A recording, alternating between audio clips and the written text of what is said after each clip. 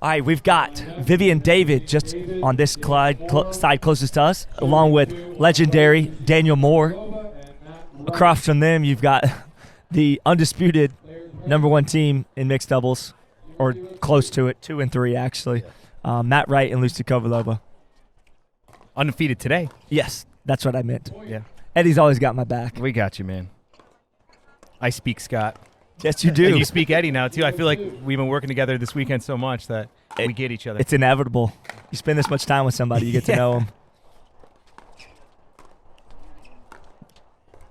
One thing I want everybody to realize is that Vivienne and Daniel are going to be very, very good, very tough. Both have a lot of fight in them. Both have a lot of grit. Vivienne's quiet, but boy, her game speaks loud on the court.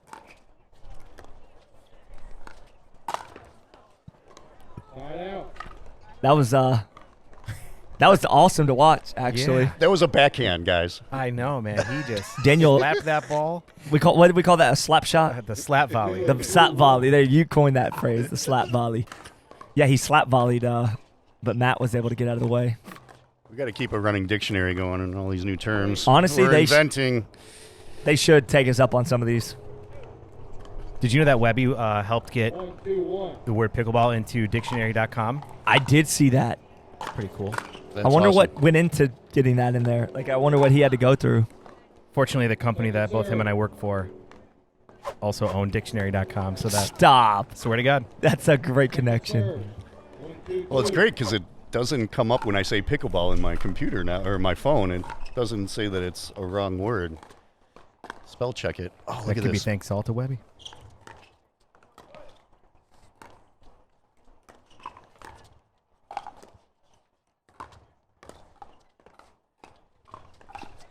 Matt with the lob.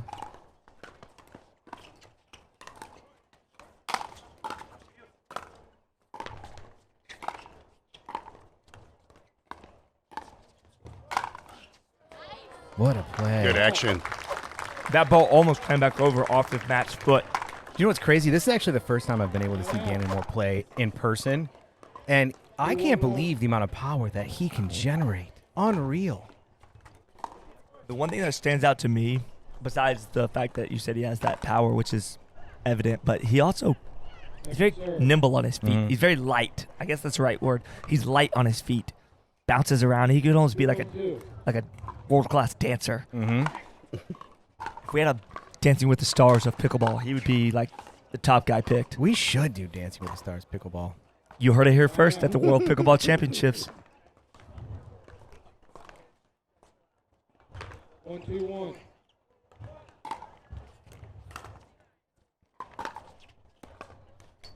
Second serve. Okay, that was out. Sometimes it's hard to hear the call, and we honestly can't see all the time with the banner, but that was hit wide. Lucy trying to drive it down the line with a little inside-out action. Got to keep him honest. That's right.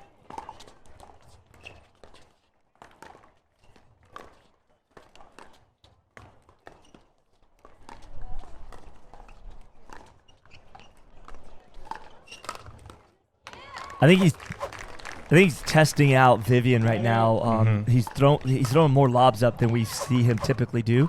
I think that's just his attempt to see how Vivienne and Daniel handle that situation. Yeah, I don't know how many times he's played against Vivienne. This could very well be the first. This is the first, I believe. And so yeah, he probably is just trying to figure out her style, and that's a really good point. Yeah, sometimes it's like a feeling out process when you play a new opponent, and that Matt's one of those guys. He probes. He feels out and he probes and he checks on stuff, and then he makes his assessment, and you'll see he'll either go away from that or he'll continue to do more of it. And I think he'll find that that lob was not only was it not successful there, but I think they cover that lob very well. Wow. Not giving credit where credit's due right there. Yeah. Vivienne likes to slice it. Like if she had a pie, she'd like slice 32 pieces. Yeah, she's a tennis slicer. Yep. Nice and thin. Even like this, right there. You're not getting any action. Matt wants to pounce on it, but there's no room. That's good by Matt, though. She tried to go behind him and left it up a little too much. The thing about Matt is like he's tall, but he's also a great anticipator of the ball, and he makes his move lightning fast, and once you've made that decision, it's too late at that point. You're going to pay.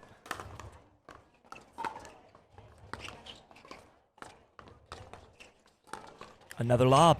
He's just feeling that out. He's just seeing how they handle those lobs, and so far, so good with that lob defense.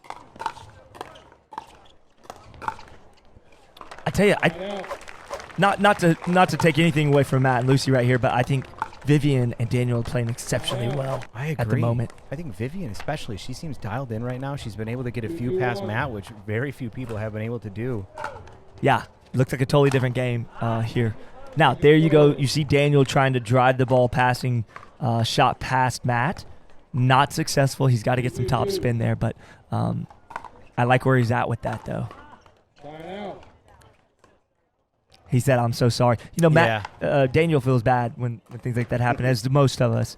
But Vivienne, she's like, "No worries." Yeah. Next point. Let's go. This. Oh, that's a world-class third shot drop right sure. there by Lucy Kovalova. You know it's good right there when it bounces in front of you and they don't return it over the net.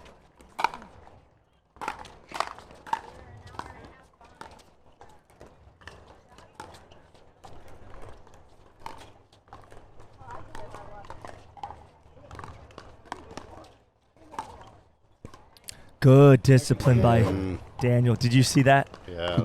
He wanted to put a paddle on it, but he quickly recognized. And that's one of the really keen things about the pros is that they can process information fast on the fly and let something like that go where, per se, Scott Golden and Eddie and Jeff might hit that ball. Back instead of let it fly. Now watch Daniel. He's very talkative. He's very communicative. Vivienne's looking back at him. They're talking. They're chatting it up. I like this communication. Yeah, and maybe the reason you see that more with them versus, say, Matt and Lucy is because this is the first time that they've been on the court, right? So that communication, like you've been touching on, is key because they don't know how to read each other's minds yet. They're not Scott Golden and Eddie Atkins over here speaking each other's language. But, yeah, that's a great point, Jeff. Can't have unforced errors on the returns there. Not against a team like Matt and Lucy. If you were playing Jeff Moulton and Scott Golden, perhaps you could get away with that, but not at the top level here in pickleball.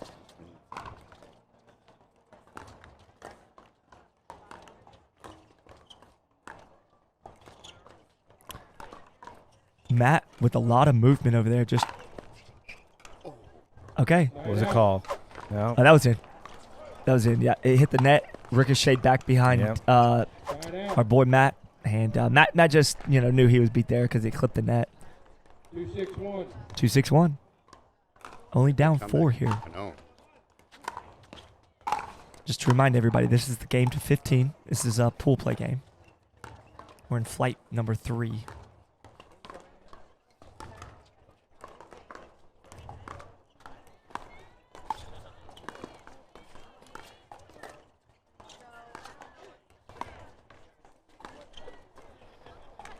Point.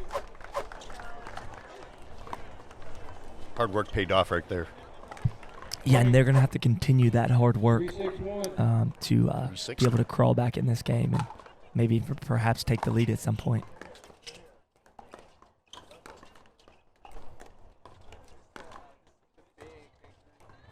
Watch Daniel Moore stay engaged during this point. He's bouncing around. He's staying active. Boy, he really slaps, just like Eddie said earlier, he really slaps that ball. I mean, He gets a lot of action on the ball after the ball hits the ground, too. He does. He definitely does. It's impressive.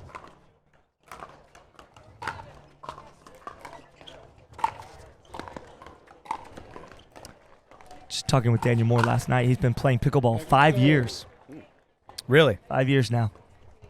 Which seems to be about the average for the top pros or whatever. Like 5 to 6 years is what we see typically right now in the game.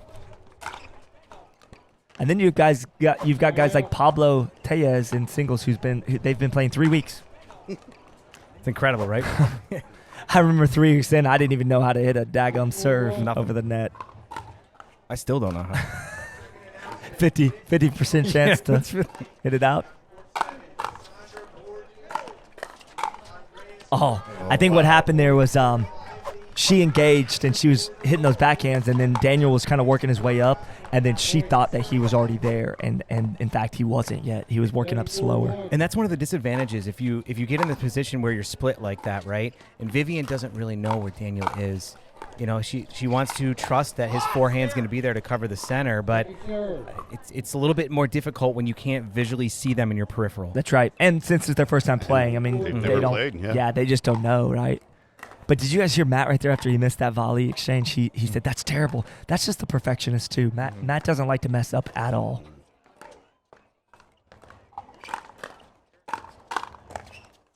Nice hands by Lucy Kovalova.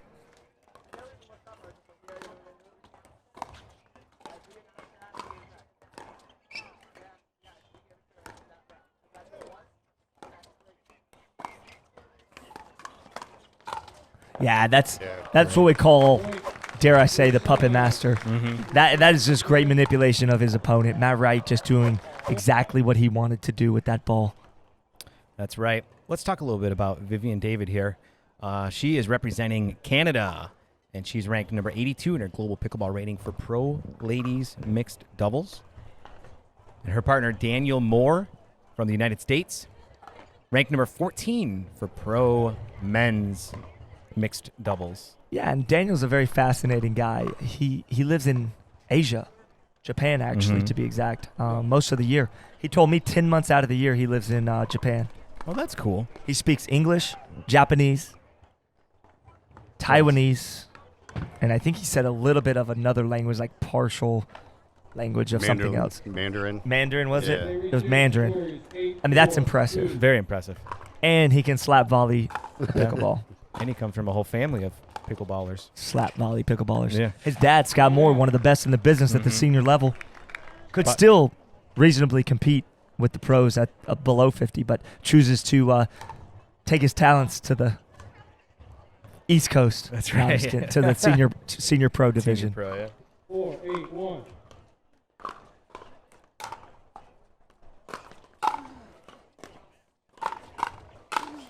She stayed back. Vivienne stayed back, and she's playing it. Boy, that shows you how much power that Matt Wright has, because she was back 22 feet behind the net, and that ball just 23, actually. Is that what Matt said? That's funny. 4-8-2. It's funny because you don't always know if they can hear you. Apparently they can. Oh, they can hear us. Good thing I said something polite and nice about Matt there. Look at that. Look at that. Look at that get by Daniel.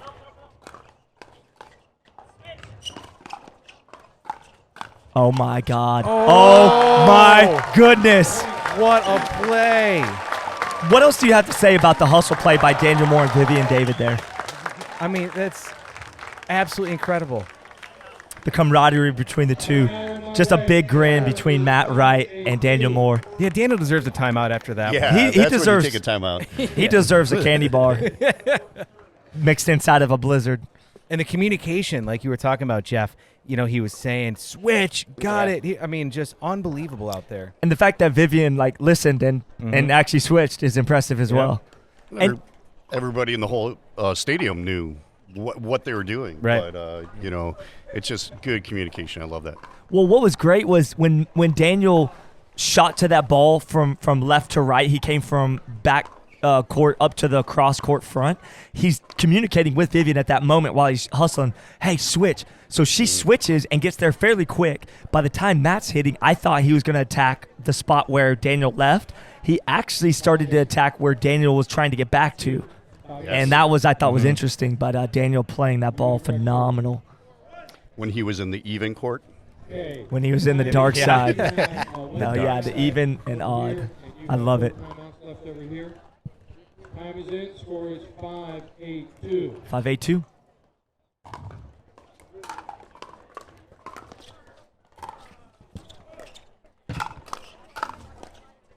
Side out. That's good play by Lucy.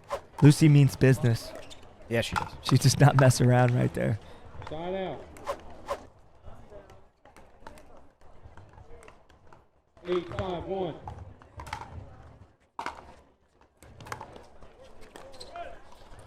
Point. I think you could look at that as a mess up or mistake by Vivienne, or you could just say that was a phenomenal drop shot by Lucy. She dropped that ball in what we call a drive drop. Yeah. It's got pace, but Got it's spin. dropping on you at the last second. Yep. Got Pace some and spin, and it just drops right over the drive top of that drive tape. drop. 9-5. I can't like take it. credit for that one. No. drive. That was somebody else that came up with that. What about a dropping drive? drive. A dropping drive is a variation of the same thing, which we could get sued if we said driving. If we tried to claim dropping drive. Okay. All right. Dripping drive. My attorneys just Yeah. got back to me on that. 5-9-1. All right, 5-9-1 here. Back to the action. Enough goofing off with Eddie and Jeff. But it's so fun. We put the fun in fundamentals. That's okay. the second time you pulled that out See? today, Jeff. If anybody's been watching for hours I on gotta end, check that one off. you would know that that's the second time that he's used that. For all the new viewers, that was Yeah. probably funny. Okay. Usually about hour 7 or 8 in the live stream is when we start to get a little loopy. So Is it good word, loopy, delirious type thing? and we have many more hours here. What's funny is if somebody tunes in late in the evening, they're probably like, who hired these guys to do the commentary? It's like, join us at 8 o'clock in the morning. You'll see the crisp Jeff, Scott, and Eddie. That's right. But Scott without his voice, though. It takes him a while to get that thing churning. It does. Luckily, one of the amazing volunteers on Friday, or Saturday, excuse me, gave us some throat lozenges, and that has helped. I would be yelled at it if I did that. And I came over and poached that much. Yeah, but you're also not Daniel Moore or Matt Wright, so, you know. If your name was Daniel Moore or Matt Wright, you'd Yes. probably get away with it.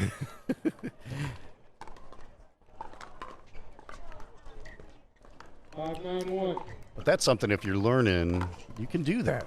You got a strong forehand. Take over that first shot. Well, I here's mean the that thing- second shot. And I learned that from you, Scott, when you played at East Naples at one time. You were taking over a lot of those forehands, and I didn't see it as being, a problem. Second serve. You just had a better forehand at that point. 5-9-2. I'll let you do it. Well, the center line really disappears after the serve.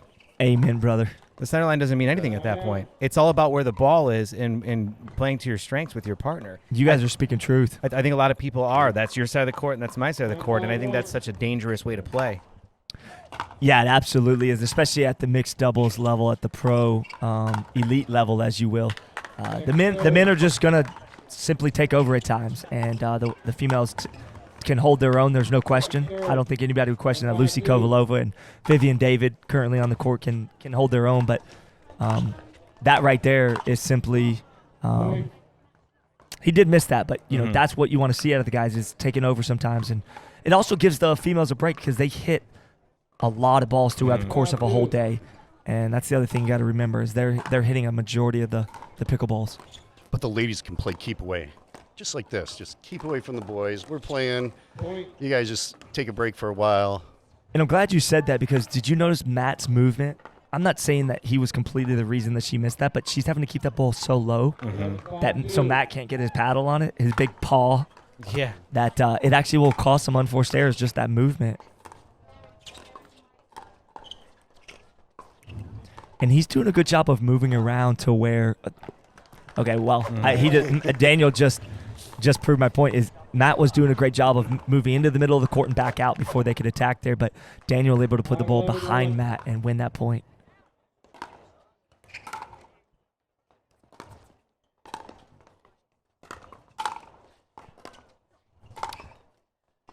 Vivienne changed it up a little bit. It looked like she was going for a drop, and she put some pace on it, and it just Point. gave him a little different look. All right, 6-11-1. These games feel so competitive, but in the scores like 11-6, doesn't that give you some perspective of how dominant Matt and Lucy actually are? It's unbelievable. 6-11-2. I'm going to go out on a limb and say they'd probably beat me and Jeff or me and Eddie 15-1, 15-0, something How like about that. you, me, and Eddie? All three? We might get 5 there. If we could have somebody cover in the middle Oh, constantly. look at that. Nice. Was that an ATP? Rerun that. That was. It was an ATP. Yeah, it was blocked, but it was blocked into the net. Yeah. Yeah, defending it love is a that. tough thing to do, especially when Lucy Kovalova hits that 2 inches off the ground around the post. And Daniel's one of the best I've seen it defending around the post. Him and Kyle Yates, Ben Johns, really all the pros do a great job with it, but 11-6-2. Sign out. What do you like to do, Golden Boy? Do you like to put it back at that person trying to ATP, or do you just like to get it softly over the net and reset? I like to hit it with defend it and actually try to attack it and put pace back on it into the spot where they evacuated from. So it should typically be straight across. Second serve. Matt kind of tensed up right there and kind of dodged that bullet, but he knew it was going out for sure. Just something little I just noticed. Matt, between points, he takes his fingers off the paddle handle and stretches them. I guess because you're holding it, gripped so long that it can cause, maybe some. I don't know. I just noticed he does that. See that? Could be a sports psychology trick too. Yeah. Talk to me. Oh boy, here we go. I'm pulling another one out of the State book. of flow. By the way, I'm not a sports psychologist at all. I just know some things about it. However, his wife is going to school for sports psychology. She has her master's degree in it. Yes, she does. A lot of times you can do where if you're getting a little tense, you can make a fist, wrap it around your paddle, and then let go and let those fingers kind of go loose. And that's your body kind of releasing some of that tension. So. I love it, man. I love it. He seems to do it between points, and that's probably a technique that he knows about. I think you should ask him about that. During the interview, we will. We definitely will. Lucy switches to the left hand. She put her paddle, after she hit that ball, she put it to the left hand. 11-1. Just little things I'm noticing. Try to be astute like Adam Stone. Yeah. It's a great play by Vivienne and Daniel there. Could this be a turning point right here? The game is getting closer. Point. 7-11-1. See how they respond.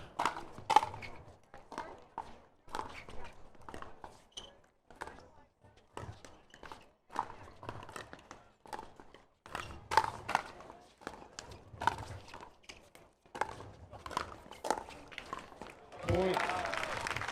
Here we go. I mean, we could see a momentum shift leading to a couple points, Point. closing up that gap a little bit. 8-11-1.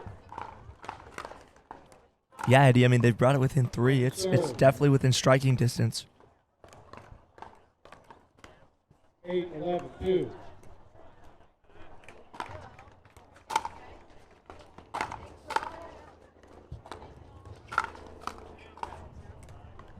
Sign out.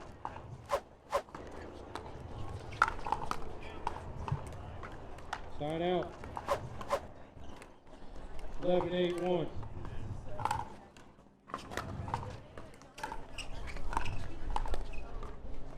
Second serve. That was a great shot. He just dumped it on Matt's backhand, and it worked. Both teams at a stalemate here at 11-8. Ooh, Vivienne wanted that. Till that one. Point.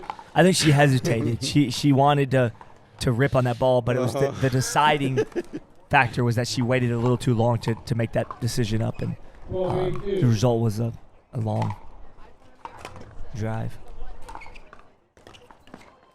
Look at Matt come all the way over. The difference between Matt and say myself doing that is that number one, Matt's really long, but number two, he dinked it over really soft and did not leave Daniel any room to attack. And in essence, forced an error out of that because Daniel's trying to rush to try to get it back over where Matt was out of position essentially. Try to make a better shot than Matt did, and it just can't do that. Got to reset it. Here we go again. Same thing. Oh, he went back. I love Lucy's cross-court dink on her forehand. She has a very distinct style of the way she hits that, and it's so smooth. It's consistent too. Point. All right, it's Tightening up here. 13-9, 9-13. 9-13. That's right, 9-13. 9-13-1. Down 4 and pushing. Point. Oh, she missed it. Yeah. To be honest, I thought she hit what I would call a money shot, and then Daniel threw his paddle up. Looked like it was out, so 10-13-1. It did. They gave him a point. it was wide. Oh, what a drop. She called it out back there. I was watching over here. She- What happened? I was watching up here. Okay, they're gonna overrule it. Mhm. They're gonna overrule it. Well, Vivienne's not one to cause controversy typically. I think she saw it out genuinely, but she's also nice enough to say, you know what, maybe I did make a mistake there. Matt and them don't usually argue unless they think that was a bad call or something. So, hey, nothing wrong with a little controversy as long as they get it worked out. Side out. I genuinely think Vivienne saw that ball out in her mind, so no malice there. Oh, for sure. 13-10-1. All right, 13-10. That could be a game changer right there, though, that little bit of controversy. Typically, after a controversial play like that, one team either makes a big run and takes it over, or the other team just pulls away. So we're going to find out.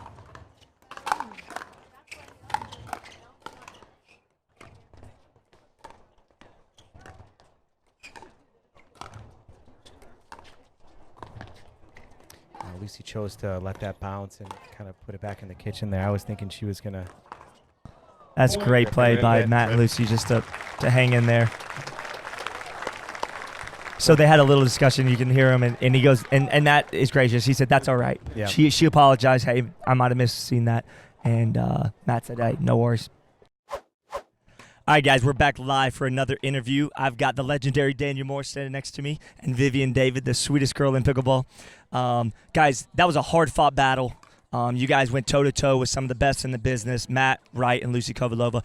Did you guys go in with the game plan? I know this is your first time playing. Was there a game plan going into that? I mean, don't hit it anything to high Matt. I don't hit anything high to Matt. Sorry, my English is failing me, but that's kind of the basic game plan anytime you play Matt. But otherwise just thinking. And then I told Vivienne to kind of go for stuff, and feel free to kind of swing away. And we did some of that and got some good points. So I want to bring up the point that you guys had where the ball was hit short and you came from deep that corner up and then exchanged the verbal communication of switch, and then I thought they were going to hit the ball at you, Vivienne. I thought Matt was going to attack you, and then he goes to where you were, and you just happened to get a paddle on it. Did you realize he was going to be hitting that ball to you? Well, I mean, in that situation, you're just kind of reacting, and you're not really thinking. So I was just focusing on getting the next ball back, getting out of trouble, and I think eventually he missed one long, so that kind of saved us. I think if he just kept the ball in play, we probably would have missed at some point from exhaustion, but we managed to get that. So one for the highlight reels. Yeah, I love it. Vivienne, being this is your first time playing with Daniel, did you just try to be steady and consistent for him, or what was your game plan kind of going in as his partner there? Yeah, definitely trying to be the steady one, not trying to go for anything, because if he wants to attack something, let him do it, but for me to be kind of like a wall, so just that's kind of what I was thinking. But then he told me to go for some stuff, so I'm like, oh, okay, I'll go. I love it. I love it. Guys, thanks for your time. I'm going to let y'all go get some rest and some water and relax a little bit. See you next round. Thanks. All right, guys, thank you. And I think we got Matt and Lucy. I think we'll just do Lucy real quick. We'll just do Lucy. Matt, you're good. I think we just do Lucy. All right, Lucy, talk to us about that game plan right there. You guys played – that was a good team right there, and you guys had to compete hard there. Yeah, Vivienne and Daniel, they're both great players, and it was a tough match for us today. Yeah, there's Matt right there. I didn't know if he was going to make it. Come on over a little bit so they can see you real quick, Matt. That was a great battle right there. You guys fought hard. You guys are undefeated so far. Do you have one more round, or is that it? I think we have one more match. No more pool play. We're in the elimination bracket, and I think we have one more match, win or lose. Okay. Quarterfinals. Yeah, It's the quarterfinals. Okay, guys, that's great. I'm going to let you guys get some rest. I appreciate your time. Thanks, Scott. All right, guys. All right, that was Matt and Lucy. Thank them for their time. And, guys, we are going to be back to the action here. I think we're coming up on our fourth flight. We're coming up soon, and we'll join you live.